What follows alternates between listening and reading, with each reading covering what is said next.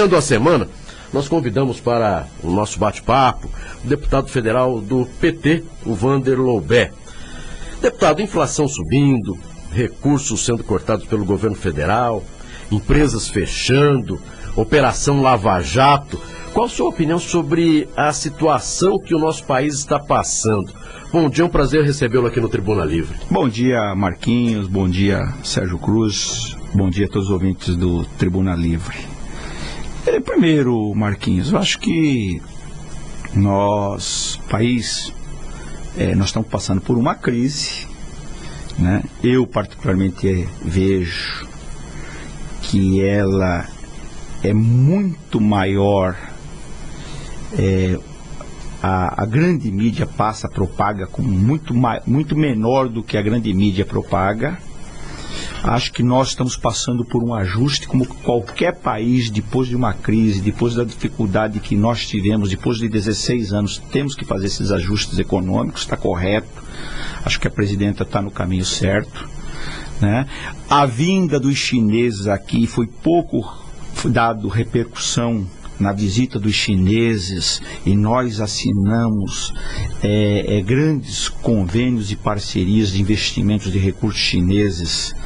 Importante, talvez, eu vi um artigo, só depois Segunda Guerra Mundial, o volume de recursos que nós assinamos aqui foram feitos quando os Estados Unidos fez para recuperar a Europa.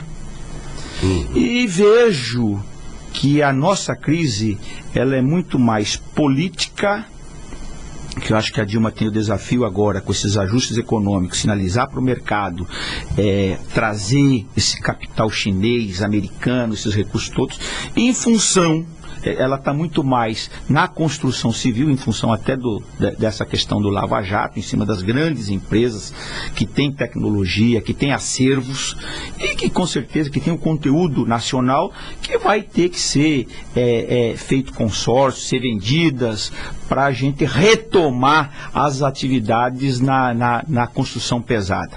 Acho que esse programa, em função, passando essa fase da aprovação dessas medidas econômicas na Câmara e no Senado, isso se sinaliza para o mercado. Esse pacote econômico das concessões, isso vai ajudar a nossa economia. E eu acho que um país, Marquinhos, que tem 370 bilhões de reserva, não pode falar que está quebrado. Acho que nós temos dificuldades, temos tudo para superar, e ao mesmo tempo eu acho que a gente tem que dar passos, consolidar uma base mais sólida na Câmara e no Senado para Dilma poder ter tranquilidade. Se ela fizer isso, eu acho que a gente vai ter dificuldade até 2016, mas uma boa parte dos economistas já sinalizam que 17, 18 o Brasil pode retomar o seu crescimento. O senhor falou em superação e disse que é mais uma crise política, não é? E com relação à oposição hoje, ela tem como ajudar o país, ou na verdade hoje, na sua opinião, ela joga muito contra o Brasil? Eu acho, o Sérgio Cruz foi deputado, nós somos oposição, Marquinhos. Eu vejo o seguinte, a oposição é legítima, ela tem que fiscalizar. Eu só acho, aí é uma opinião pessoal, eu acho que nós estamos na política do ódio.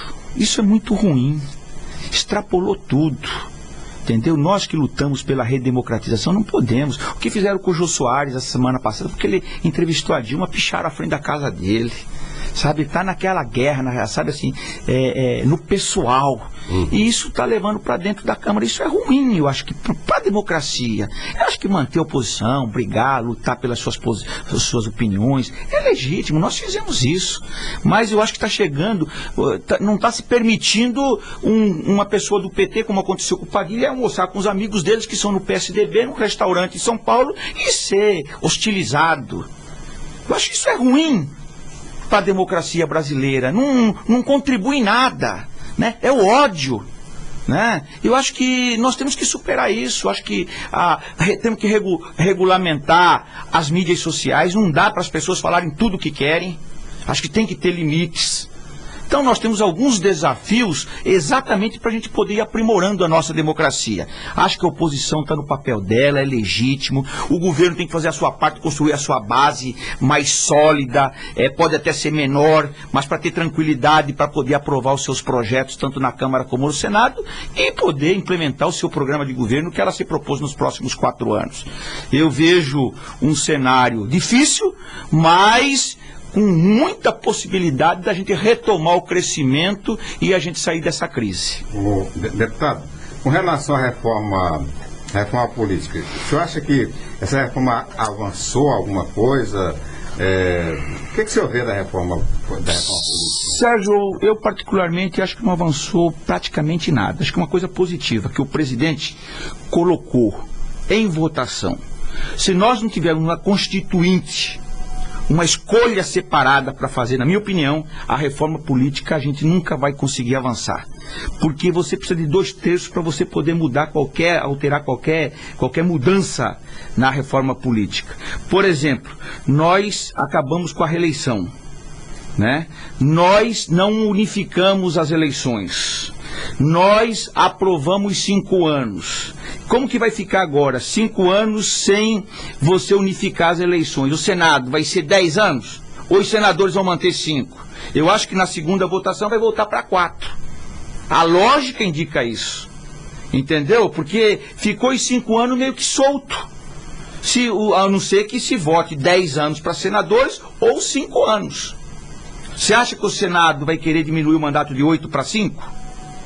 Existe uma proposta tramitando de 10 anos sem direito à reeleição, uma vez que o Supremo reconheceu que o Senado é cargo majoritário, né? Sem direito à reeleição, um mandato só.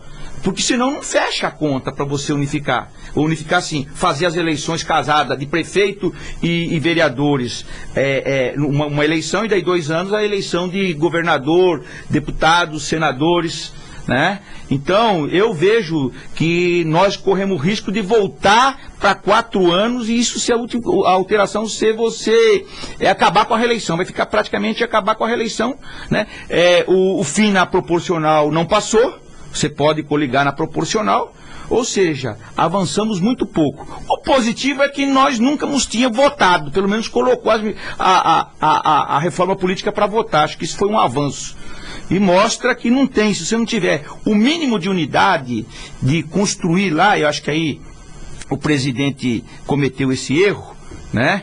De não ter construído antes o que era possível consensuar para poder mudar, a gente acabou fazendo uma reforma muito pífia, muito pequena. Deputado, o senhor terminou sendo o único nome de Mato Grosso do Sul a ser investigado pela Operação Lava Jato. O senhor acha que a Operação Lava Jato ela tem um objetivo? Um objetivo fixado? O senhor desconfia disso?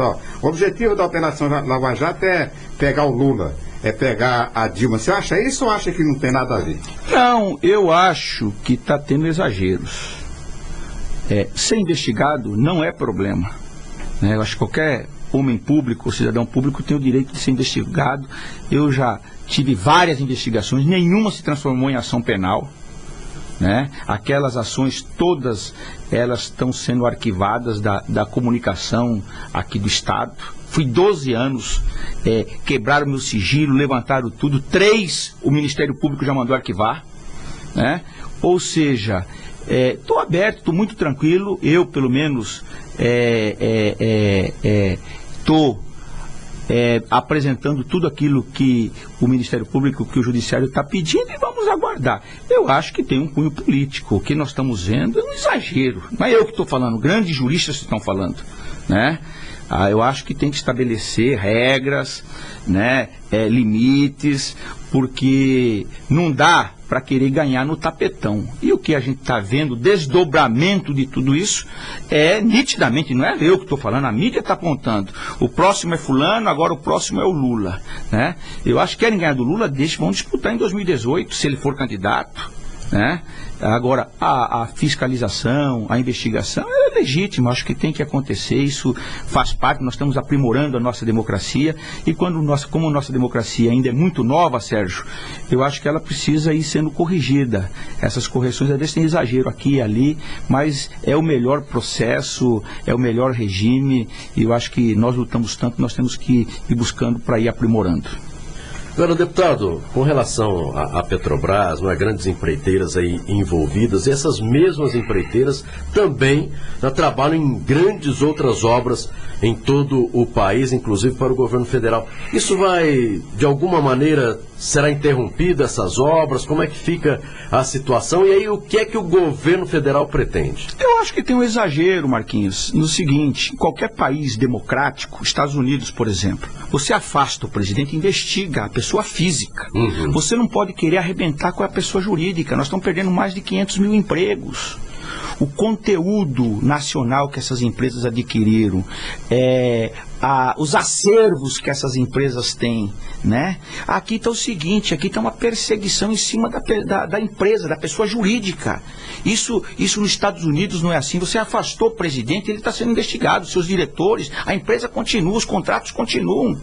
Aí que eu estou achando que tem um exagero do TCU, excesso, exagero dos órgãos competentes nesse sentido de tentar arrebentar com a empresa. Isso é ruim para o país, né? Isso é ruim, não é assim em nenhum país democrático. Então, acho que agora começa a se corrigir isso, a permitir com que essas empresas continuem com seus contratos, continuem trabalhando, e os responsáveis na pessoa física respondem por isso. Né? Até para não penalizar. Você pega a Odebrecht, em quantos países a Odebrecht está, né? E as outras empresas, nós estamos transformando as empresas brasileiras em multinacionais, né? Avançou muito, ocupando grandes espaços. Isso é importante para o país. Isso não é do governo Lula, do governo do PT. Isso é bom para o país. Nós somos passageiros, vamos ficar mais 4, mais 8, mas vamos perder uma hora as eleições. Vão vir outros partidos a governar esse país. Então eu particularmente acho esse exagero que a gente tem que estar corrigindo. Mas, como eu disse, a democracia nos permite a gente ir aprimorando. E é o regime que nós lutamos tanto e que nós temos que aprimorar e melhorar aqui no Brasil. Deputado, com relação aos cargos federais de Mato Grosso do Sul, o deputado Zeca do PT tem insistido, né, que está faltando o empenho do senador Delcídio, da própria bancada, para preenchimento de alguns cargos aqui, ou troca de titulares em alguns cargos. Nós temos aqui, por exemplo, o INCRA, que está sem superintendente, o DENIT, que troca de superintendente toda hora. Que influência tem a bancada de Mato Grosso do Sul, sobretudo a bancada governista, na relação dessas nomeações? Veja bem, Sérgio, está na nossa mão. Eu sou coordenador da bancada, o Delcídio está de líder do governo. Nós, né, tínhamos fechado uma lista, depois naquelas votações no Senado, precisou contemplar também o PMDB, que eles foram os parceiros e que vai estar representado, vão estar indicando, né? Nós atrasamos um pouco. É natural, né? O Zeca está exigindo a questão das nomeações, da lista que nós tínhamos fechado. E eu até tenho intermediado essa conversa junto com o Delcídio. A gente deve estar levando agora, amanhã, ou na quarta, para a Casa Civil, já um pouco ela meio que fechada, com todos tendo indicações não só dos deputados do PT, mas como do Dagoberto e como também do PMDB, vai ser contemplado nessas indicações, né? E isso, evidentemente, que demora um pouco até você acomodar, ajustar, né? Mas vai ter o entendimento. Já começou, eu ouvi você falando a questão do Paulo Antunes. Não foi nenhuma perseguição. O Paulo Antunes, há um remanejamento na superintendência da Caixa. Ele me ligou para falar, ele está indo para o Triângulo Mineiro, que é uma superintendência importante, embora é uma pessoa que nos ajudou muito aqui, né? O Minha Casa Minha Vida, os prefeitos, os municípios devem muito ao Paulo Antunes, porque era uma superintendência referência no Brasil e é uma das que mais aplicava os recursos do orçamento da União. né? E das emendas dos parlamentares. Uma pena, mas ele já está há mais de 4 anos e esse teve um remanejamento. Não foi uma troca só do Paulo Antunes aqui da Superintendência de Campo Grande. Teve uma troca a nível nacional. A Caixa fez esse remanejamento, que é uma de praxe, eles fazem a cada 3, 4 anos. Deputado, a gente sempre vem ouvindo aí falar a respeito, né, os municípios reclamando dificuldades financeiras, aí os estados desse nosso país. Vamos falar de Mato Grosso do Sul. Como é que está essa parceria com o novo governador Reinaldo Azambuja, para conseguir dinheiro, recursos para o nosso estado? E aí, claro, consequentemente, quando se chega para o estado, chegam aí para a maioria dos municípios, né, com obras. Como é que está esse trabalho hoje? O Marquinhos, Sérgio, o Reinaldo, na minha opinião, acho que percebeu a crise que o estado, o Brasil, o país, a gente está atravessando. Acho que ele tem tido um comportamento uma postura muito decente de relação, ter a independência política, que ele não é do partido, faz as críticas que ele tem que fazer, mas institucionalmente nós temos tido uma excelente relação. Ele não pode reclamar da bancada federal, nem a bancada federal pode reclamar dele, né? Nós ajustamos as emendas individuais todas passando pelo Estado. Ele vai ter um volume significativo para poder trabalhar este ano ainda. Atrasou o orçamento, agora que começa os planos de trabalho, os empenhos. Então ele vai ter na saúde 84 milhões dos deputados e senadores que disponibilizaram pela modalidade Estado, junto com... Ele vai colocar também 1 por 1, ou seja, vai ter um volume significativo para trabalhar na saúde aqui nos municípios do Estado, discutindo com cada parlamentar onde tem os seus interesses, sua base eleitoral. E estamos trabalhando os outros projetos. Ele tem sido muito presente lá. E a bancada está dando todo o suporte para ele. Uma coisa que a gente mudou na bancada desde que eu estou lá, pelo menos nesses 3, 4 mandatos, essa relação de ajudar. Nós ajudamos muito o André, como ajudamos o Zeca, e como agora estamos ajudando, independente do partido político, porque eu acho que nós somos 8. O Estado Novo precisa dessa parceria com o governo federal, né? E estamos buscando trazer, porque cada recurso que vem para cá, a gente está ajudando a nossa base, onde a gente teve voto, né? Ajudando os municípios com os equipamentos, na área de saneamento. Nós recuperamos todos aqueles projetos da FUNASA, foram lançados agora 40 milhões pela Sanesul, as emendas que eu falei. Estamos trabalhando com o Giroto a questão da rodovia, para ligar essa rodovia de aqui da Uana a Rio Verde, retomando aquela rodovia internacional lá da fronteira, a sul-fronteira, né? Nós estamos trabalhando, incluímos agora na concessão a 267, que liga Nova Alvorada a Bataguaçu, Três Lagoas a Campo Grande. Hoje tem uma reunião agora lá na governadoria sobre a questão da ALL, da ferrovia, como que vai ficar. Estão vindo o presidente da antiga ALL, que agora mudou o nome, né, para fazer uma reunião com a bancada e com ele. Ou seja, eu acho que isso mostra maturidade. O moderno na política não é mais aquela do quanto pior, melhor. Eu sempre rejeitei esse tipo. Acho que quando você perde uma eleição, você tem que trabalhar mais, porque ainda o eleitor não sentiu segurança em você e não quis te dar o voto, né? E eu acho que você não tem que apostar para o cara não fazer nada, né? Pelo contrário, você tem que mostrar o teu trabalho para você ser reconhecido. E graças a Deus o meu comportamento tem sido dessa forma. Estou no meu 4º mandato, sempre tive uma votação expressiva para deputado federal e quero continuar fazendo política desse jeito. E quero ajudar. Aproveitar a oportunidade, Sérgio e Marquinhos, trazer uma ideia, queria lançar uma ideia aqui com vocês, aproveitando isso, né? Porque o Sérgio sabe, quando nós ganhamos o governo em 98, o Pedro Ocean tinha, através do Felício, uma ideia do Fundersul. E nós éramos a surpresa naquela eleição e ganhamos eleições. Eu, como secretário de governo, levei para o Zeca a proposta do Fundersul, depois costuramos, eu e o Zeca, governador, com a Assembleia, com o Londres, com o Zé Teixeira, o Fundersul, que foi a maior polêmica do Estado.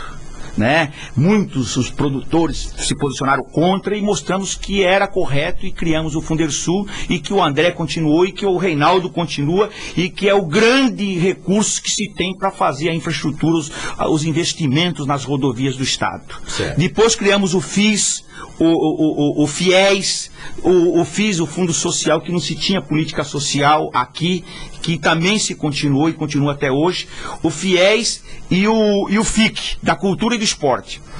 E eu, conversando com um amigo meu, ele estava me passando, esse final de semana, né, que a China está lançando o maior parque completo de realidade virtual.